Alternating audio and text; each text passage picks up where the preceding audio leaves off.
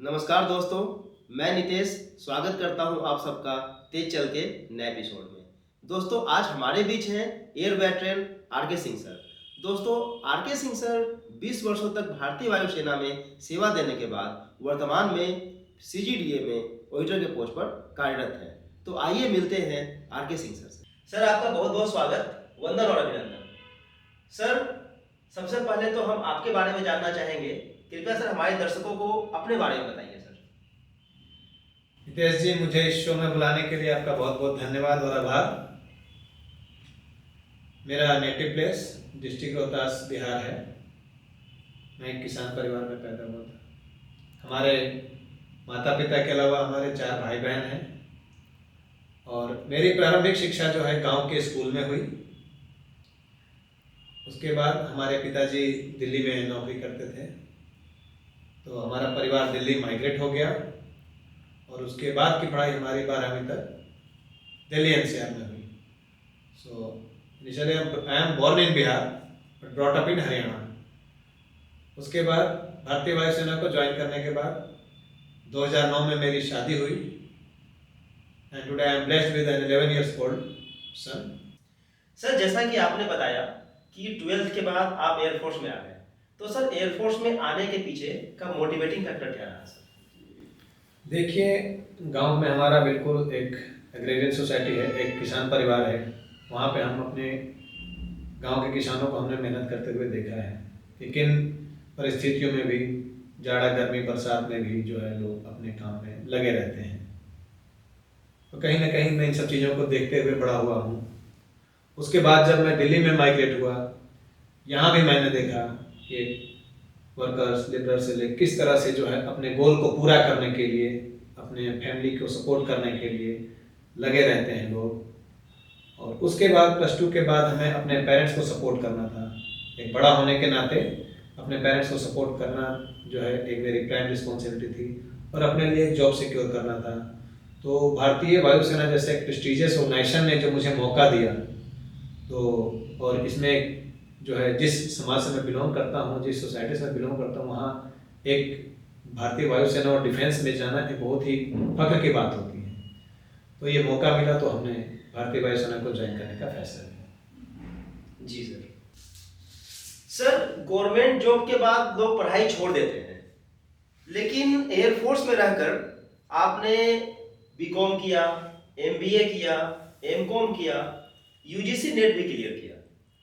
तो सर इसके पीछे क्या प्रेरणा रही, और सर ये सब करते हुए आपने क्या हर्डल्स फेस किए? सर इसके बारे में थोड़ा बताइए सर। नितेश जी, देखिए, भारतीय वायुसेना में जो हमारी जॉब हुई तो हमारा घर परिवार पेरेंट्स बहुत खुश हुए। भारतीय वायुसेना जैसे प्रेस्टिजियस ऑर्गेनाइजेशन में सर्व करने को मौका मिला है। तो लेकिन वहाँ जाने के बाद जैसा कि आप जानते हैं कि everybody strives to attain greater heights and I am not the exception. मुझे भी आगे बढ़ने के लिए मैं देख रहा था। फिर जब जहाँ तक बात है +2 करने के बाद ही मैं ज्वाइन कर लिया, तो मुझे कहीं ना कहीं अंदर में था कि हाँ, हमें और पढ़ाई करनी है। ऑर्गेनाइजेशन को समझने के लिए, चीज़ों को समझने के लिए। भारतीय वायुसेना एक काफ़ी डाइवर्सिफाइड ऑर्गेनाइजेशन है, चीज़ों को, हर काम को समझने के लिए और अपने आप को इन्हांस करने के लिए। फिर ये वो समय था जब इंटरनेट कनेक्शन वगैरह की उतनी सुविधा नहीं थी।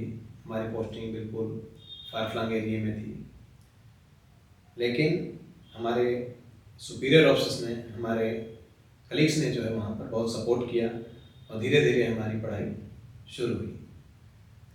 इस मामले में मैं लकी रहा कि जहाँ भी गया वहाँ पर जो है कुछ न कुछ पढ़ाई की जो सुविधा रही उसको अवेल करने के लिए हमारे जो सुपीरियर्स थे उनका सपोर्ट मुझे मिला और ये जर्नी फिर आगे चल दी। और जैसा कि आप जानते हैं, डिफेंस सर्विस में हमारा मोटो ही होता है सर्विस बिफोर सेल्फ। तो जब हमने, कई बार ऐसे हुए हैं कि अपना काम, डिफेंस का काम आ गया, उसे हम पोस्टपोन नहीं कर सकते। वो काम पहले, एग्ज़ाम है तो एग्ज़ाम हमें छोड़ना पड़ा था और हमें सर्विस के काम से जाना पड़ा था। लेकिन मैं इस मामले में थोड़ा लकी रहा कि धीरे धीरे धीरे जो है हमारा ग्रेजुएशन, डबल पीजी और ये फाइनली यूजीसी नेट जैसा एक काफ़ी जिसे टफ एग्ज़ाम माना जाता है, वो भी जो है पूरा हुआ। तो इस तरह से जो है मैं इसके लिए सबको, पूरी एयरफोर्स की हमारी टीम जो है उसको धन्यवाद देना चाहूँगा। सर एयरफोर्स ने आपको एज ए साइकोलॉजिकल काउंसलर भी ट्रेन किया, तो सर इसका आपके लाइफ पर क्या सिग्निफिकेंस रहा sir? Hitesh, I was trained by department of psychiatry, command hospital Bengaluru. वहाँ डिपार्टमेंट ऑफ साइकेट्री में जो है शुरुआत में तो हमने देखा तो हम कुछ समझ में नहीं आ रहा था, लेकिन धीरे धीरे जब हमने एक एक केस को देखना शुरू किया, एक एक जो पेशेंट थे उनके बिहेवियर को देखना शुरू किया, फिर जब हमने पढ़ना शुरू किया तब हमें लगा कि जो है साइकोलॉजी कितनी इम्पोर्टेंट है। इससे पहले जब हम लोगों को सिर्फ प्रॉब्लम को देखते थे, ठीक है, लोगों को प्रॉब्लम को देखा और अपने हिसाब से हमने एनालाइज किया, लेकिन एज ए काउंसलर लोगों के बिहेवियर को समझने में बड़ा मौका मिला। और जैसा कि आप जानते हैं, हम चाहे किसी भी प्रोफेशन में हो, अगर हम सामने के बिहेवियर को समझ लेते हैं, उसके वे ऑफ अप्रोच को समझ लेते हैं, उसके जेस्चर पोस्चर को अगर हम समझ लेते हैं तो उससे डील करना हमारे लिए आसान हो जाता है। तो ये एक बड़ा सिग्निफिकेंट और यूनिक चीज़ हमारे लिए रहा। इस स्किल से हमें लोगों के प्रॉब्लम्स को देखने का एक यूनिक वे डेवलप हुआ। और उसके बाद फिर जो है इंटरपर्सनल स्किल और लोगों के साथ एम्पैथी जो हमारी हुई, ठीक है, कंपैशन जो हमारा लोगों का देखने का रहा, उनकी प्रॉब्लम्स को सॉल्व करने का, कलेक्टिवली इन सब ने हमें इंडिविजुअल हमारी पर्सनालिटी को काफ़ी इम्प्रूव करने किया। सर वर्तमान में आप ऑडिटर के रूप में कार्यरत हैं, तो सर एयरफोर्स छोड़ने के बाद और एक नई ऑर्गेनाइजेशन को ज्वाइन करने के बीच का सफर और उनके बीच में जो कठिनाइयाँ हुई, सर उनके बारे में हमें थोड़ा बताइए। वैसे मैंने दिसंबर 2021 31 दिसंबर 2021 को मैंने भारतीय वायुसेना को अलविदा कहा और 28 जून 2023 में मैंने ऑडिटर के पदभार को, रक्षा लेखा विभाग में मैंने इस पदभार को संभाला। ये लगभग 1.5 साल का पूरा जर्नी था जिसमें हमें लगे रहना पड़ा। जब मैंने डिस्चार्ज का जो फैसला लिया था तो पसंद नहीं था लोगों को, क्योंकि और लोगों को समझ में नहीं आ रहा था कि भाई कोई आदमी ऐसा कैसे कर सकता है कि इतने घर की जिम्मेदारियां होने के बावजूद जो है, इतनी अच्छी सैलरी होने के बावजूद भी नौकरी को छोड़ रहा है। लेकिन हमारी प्लानिंग थी कुछ। हमने नौकरी छोड़ने के बाद एसएससी सीजीएल के लिए प्रिपेयर करना शुरू किया और एसएससी सीजीएल 2021 में ये मेरी दूसरी सफर, वो जो है ये मेरा दूसरा प्रयास था जिसमें हमने जो है प्री मेंस और टियर 1, 2, 3 सभी ये निकाला और इसमें मेरा ऑडिटर इन सीजीडीए के पद पर जो है मुझे चुना गया। साथ ही साथ एफसीआई में एज ए अकाउंटेंट जो है मेरा ज्वाइन था, बट दोनों एग्जाम एक साथ था। फिर डिसाइड करना जो है कि एफसीआई में जाना है या फिर इस ऑर्गेनाइजेशन में जाना है, क्योंकि ये ऑर्गेनाइजेशन हमारे डिफेंस से मिलता है, हमारे डिफेंस का ही काम संभालता है। तो कई तरह से हमने प्लस माइनस देखने के बाद इस ऑर्गेनाइजेशन को चुना। और इस बीच जो है अब चूँकि देखना होता है कि एसएससी सीजीएल जहाँ पे लगभग 30-32 लाख कैंडिडेट अपेयर होते हैं और सभी कॉलेज लेवल के स्टूडेंट होते हैं जिनकी उम्र 22, 23, 24, 25 साल होती है। एट द एज ऑफ 38, 39 जो है कंपटीशन करना आसान काम तो नहीं है। देखकर कभी खुद भी लगता था कि यार क्या मैं कर पाऊँगा, लेकिन कहते हैं कि धीरे धीरे आप अपने पथ पर चलते रहिए, धीरे धीरे उसको हम करते रहे, उसके अग्रसर होते रहे, किताबों को टाइम देते रहे, अपना समय लाइब्रेरी में जाकर किताबों को देते रहे। तो एक समय आया कि जब सभी एग्जाम क्लियर होते गए, तो ये बाकी जो इस नए ऑर्गेनाइजेशन में जो है ज्वाइनिंग फाइनली मुझे जून 2023 में मिली। फिर हमने इस ऑर्गेनाइजेशन को ज्वाइन किया। तो सर आप नए ऑर्गेनाइजेशन और इसके अपॉर्चुनिटीज के बारे में थोड़ा बताइए सर। देखिए, ये हमारा ऑर्गेनाइजेशन जो है मिनिस्ट्री ऑफ डिफेंस, रक्षा मंत्रालय के अधीन में काम करता है। ये controller general of defence account, जो डिफेंस का फाइनेंसिंग, बजटिंग एंड ऑडिटिंग ये सब कुछ मेंटेन करना इस डिपार्टमेंट का है। यहाँ एज ए ऑडिटर मैंने ज्वाइन किया है। तो इसमें जो सबसे अच्छी चीज़ जो मुझे लगी है, ठीक है, कि 2 साल के प्रोबेशन के बाद हम ऐसे सबऑर्डिनेट्स अकाउंट सर्विस एग्ज़ाम के लिए अपेयर होते हैं। 2 फेज में इसका एग्ज़ाम होता है। ये एग्ज़ाम होने के बाद अगर इस एग्ज़ाम में क्लियर हो जाते हैं तो तुरंत ही double AO assistant accounts officer के पद पे तुरंत जो है नियुक्ति हो जाती है। इसमें जो पे लेवल 8 है आज के समय में, तो काफ़ी एक हमें लगा कि इसमें कैरियर ग्रोथ जो है काफ़ी अच्छा है, तो इसलिए हमने जो है इस ऑर्गेनाइजेशन को हमारे हिसाब से अट्रैक्टिव लगा। सर आपने 20 सालों तक वायुसेना में सार्थक सेवा देने के बाद रिटायरमेंट ले लिया। आज सर कोई डिफेंस पर्सनल जो रिटायरमेंट लेना चाहता है तो वो रिटायरमेंट प्लानिंग किस प्रकार से करे सर, ये हम आपसे जानना चाहते हैं सर। देखिए, रिटायरमेंट का प्लान करना एक बहुत ही क्रिटिकल और बोल्ड डिसीजन है। अगर किसी ने डिसीजन ले लिया तो समझ लीजिए उसका आधा काम हो गया। लेकिन यहाँ पर हमने ये भी देखा है कि जिनकी सही प्लानिंग नहीं होती है, जिन्होंने सही प्लान नहीं किया होता है और बस नौकरी छोड़ दिया, आपके ऊपर फैमिली की जिम्मेवारी होती है, बच्चों के एजुकेशन की जिम्मेवारी होती है, एज भी आपकी ऐसी हो गई होती है, अगर कुछ हेल्थ इशू हो जाए तो ऐसे में फिर आपके और आपके परिवार को काफ़ी झेलना पड़ता है।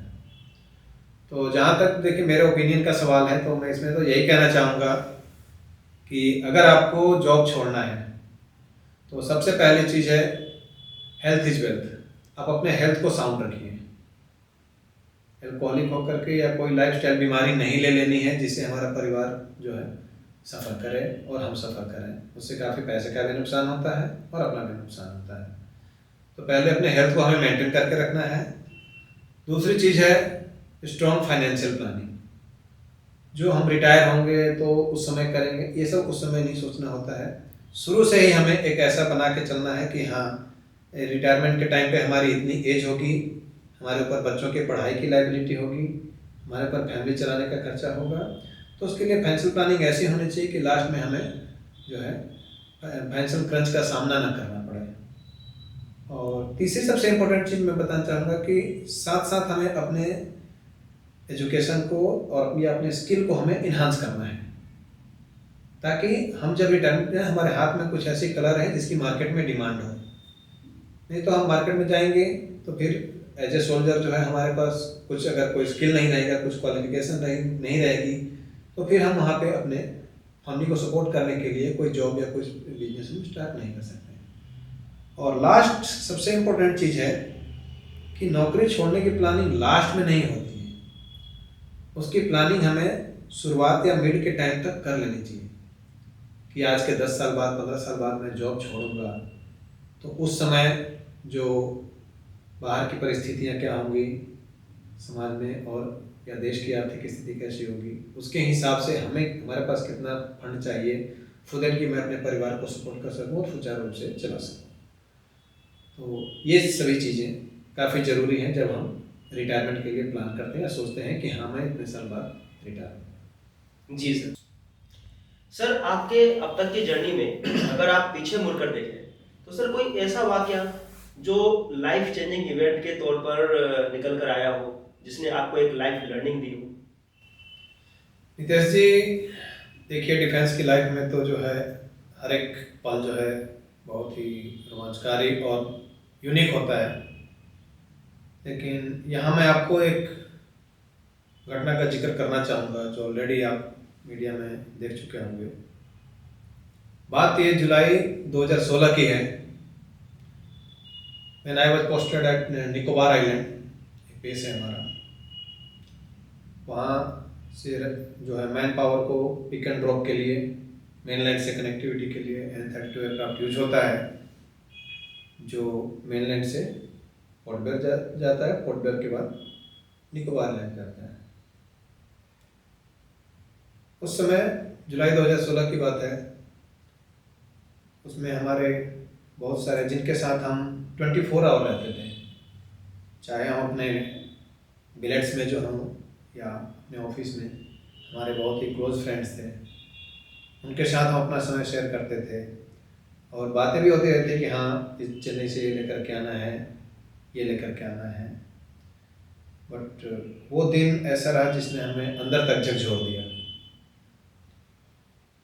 हम यहाँ इंतज़ार करते रहे, उन्होंने वहाँ से टेक ऑफ लिया उसमें बातचीत हुई थी शुरू में कि हाँ ठीक है आ जाएंगे। उसके बाद पता चलता है कि हमारे रडार से कांटेक्ट टूट गया जहाज का, और फिर सोचा ये ठीक है थोड़ी देर बाद में कांटेक्ट एस्टेब्लिश हो जाएगा। फिर हम इंतजार करते रहे, समय बीतता गया, 1 घंटे 2 घंटे 3 घंटे, बेचैनी बढ़ती गई। और उसके बाद क्या हुआ तो आप जानते ही हैं। वो जी बिल्कुल सर, ये मीडिया में भी काफी ज्यादा चर्चा में आया था कि AN-32 मिस हो गया था। हाँ जी सर। उस समय उस जहाज को फिर ढूंढने की काफ़ी कोशिश भी की गई, वो नहीं मिला। जो अभी जा करके 2024 में उसका मलबा सुना है कि मिला है। तो उसमें हमारे जो कई अपने बहुत करीबी दोस्त थे जिनके साथ हम हमेशा रहे, और एकदम से उनका मिस हो जाना एक झकझोर देने वाली बात है। लेकिन इसके साथ ही मैं एक चीज़ और ऐड करना चाहूँगा कि हमारे मिलिट्री लाइफ के साथ साथ हमारी फैमिली जो है ना, उनको भी कई चीज़ों के बारे में हमें एजुकेट करना चाहिए। जैसे उस केस में हमारे एक फ्रेंड थे, इस घटना के बाद मिनिस्ट्री ऑफ डिफेंस ने जो है उनको डेड डिक्लेयर कर दिया, सारे जो बेनिफिट्स हैं उनको दिया, लेकिन उनकी कमी तो पूरा नहीं कर सकता था। उनके घर पे जब हम गए तो फैमिली को मालूम ही नहीं कि कहाँ से जो पैसे को कैसे मैनेज करना है, क्या पासवर्ड था, क्या चीज़ें कहाँ से कैसे अप्लाई करना है। तो मुझे लगा कि हमें फैमिली को ये सारी की सारी चीज़ें जो है इस तरह से एजुकेट करना चाहिए कि इन सब चीज़ों में, ताकि हम रहें या ना रहें, कम से कम उन्हें फाइनेंशियल क्रंच और या कोई एडमिनिस्ट्रेटिव परेशानी का सामना ना करना पड़े। तो ये जो एक केस था, मतलब इसको देख के ही लगा कि लाइफ का कोई भरोसा नहीं कि आज हम हैं कल क्या होगा कोई नहीं जानता। तो जैसे मिलिट्री लाइफ का, सिविल लाइफ में टर्म इंश्योरेंस का जो सिग्निफिकेंस है कि हमारी अब्सेंस में जो है हमारे लायबिलिटी को पूरा करने के लिए, तो जहाँ तक मेरा विचार है कि उस पर लोगों को अपना फोकस करना, उस पर भी ध्यान देना चाहिए। टर्म इंश्योरेंस तो ले ही लेना चाहिए।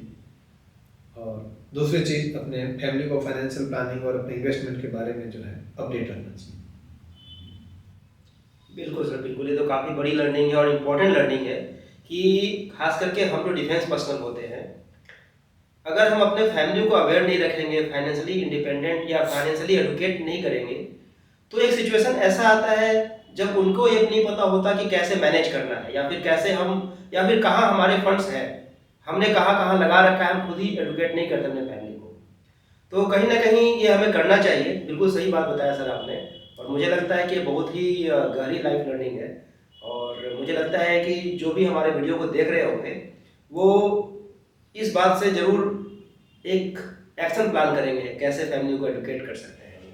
सर, आप अपने बहुमूल्य समय में से हमारे लिए इतना वक्त निकाले, हमें अपने बारे में बताया, अपने जर्नी के बारे में बताया, और हमें आपके लाइफ के अनुभवों से काफ़ी कुछ सीखने को मिला। सर, इसके लिए आपका बहुत बहुत धन्यवाद, बहुत बहुत आभार सर। निदेश जी, आपका भी बहुत बहुत धन्यवाद। आपने जो प्लेटफॉर्म हमारे जो है डिफेंस पर्सन के लिए जो है एक को जो दिया है अपनी चीज़ों को शेयर करने के लिए, आगे की प्लानिंग के लिए, पर्टिकुलरली हमारे जो रिटायर्ड जो भाई हैं उनके लिए, इसके लिए आपको बहुत बहुत पूरे दिल से आभार, धन्यवाद। धन्यवाद सर। तो दोस्तों, आरके सिंह सर से मिलकर आप सबको कैसा लगा कमेंट में जरूर लिखें। मुझे लगता है उनसे काफ़ी कुछ सीखने को मिला होगा। तो मिलते हैं अगले वीडियो में, तब तक के लिए आप सबका बहुत बहुत धन्यवाद। निष्ठा, धैर्य, पराक्रम और बलिदान, ये है भारतीय सैनिक की पहचान। वे भारतीय सैनिक जिनके लिए परिवार से पहले देश आता है। वे भारतीय सैनिक जिनकी शौर्य गाथा दुश्मन भी गाता है। वे भारतीय सैनिक जो तिरंगे के लिए हंसते हंसते अपनी जान तक कुर्बान कर जाता है। वे भारतीय सैनिक जिनके भरोसे हर हिंदुस्तानी अपने घरों में चैन की नींद सो पाता है। परिस्थितियां कैसी भी हों, चुनौतियां कुछ भी हो, भारतीय सैनिक कभी हार नहीं मानते, कभी नहीं रुकते। सैनिकों के कभी भी हार मान के ना रुकने के इसी जज्बे को हम सलाम करते हैं, और इनके सम्मान में इन्हीं से प्रेरित होकर हम लाए हैं तेज चल, एक ऐसा यूट्यूब चैनल जिस पे हम सेवानिवृत्त सैनिकों के संघर्षों को जानेंगे, और जानेंगे कि कैसे उन्होंने सेवानिवृत्ति के बाद भी रुक जाने को स्वीकार नहीं किया तथा देश और समाज के कल्याण के लिए कार्यरत एवं प्रयासरत हैं।